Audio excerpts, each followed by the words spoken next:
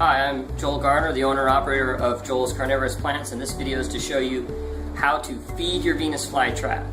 So I have some Venus flytraps right here. These are, this is the B52 clone. I actually have a private contract with a tissue culture lab company with this clone, so I have a lot of them. And these are my daughter's Venus flytraps. They grow in her room. In fact, if you look close enough, you can even see that a lot of them already have bugs. Most of the bugs in here we actually did not feed. We actually caught them. It's summertime here in North Carolina, so we get bugs that sneak into the house all the time, and these plants eat them for us very nicely. So one thing that you should know about these plants is ordinarily you want to feed them live bugs. If you can't catch any bugs around the house, you can feed them small size crickets for the larger traps like this or larger. You can also feed them wingless fruit flies for some of the smaller traps. Can't quite handle a small size cricket. You can usually purchase those at your local pet store. And the easiest way to feed them is with a pair of tweezers, especially a needle end tweezer. If you get a regular end tweezer, sometimes you can damage the trap a little bit using it, but these are pretty consistently, you won't damage the trap with these. So if you have your crickets from the pet store, you just grab them with your tweezer and you put it into the mouth of one of the traps, and it'll close on it and it will digest it and eat it all on its own. If you do not have live food for the Venus flytrap, you can either feed it dead bugs, or you can get fish food like this, freeze-dried bloodworms,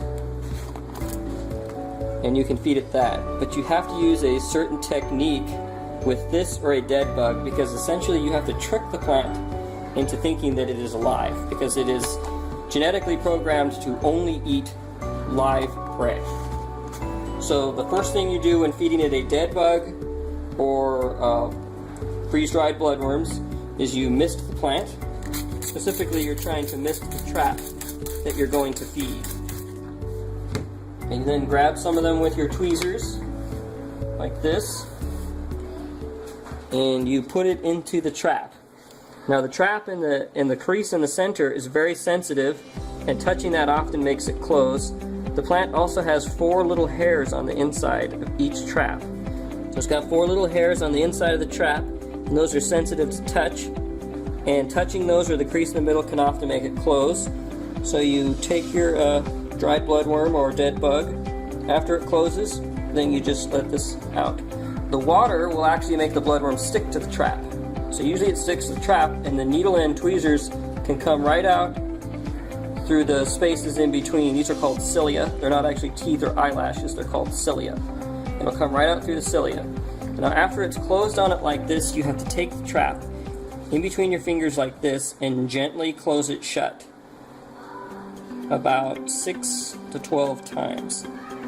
The reason why that's necessary is because the plant is looking for a bug to wiggle inside of it, touch that crease in the center and the 4 little trigger hairs, and when something is stimulating that and the trap is shut, that tells it you got something live, so it then begins to slowly close the trap tighter, and eventually it will fuse it shut.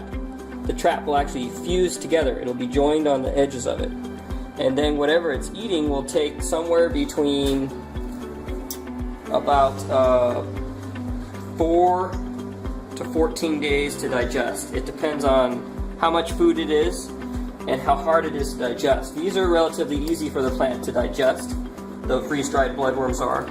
But sometimes if you have a hard-shelled insect, like a ladybug or a sow bug or a beetle, they sometimes take quite a while to digest it, and sometimes it can even be too much for the plant, and the trap will actually abort. It'll actually turn black without fully digesting the prey.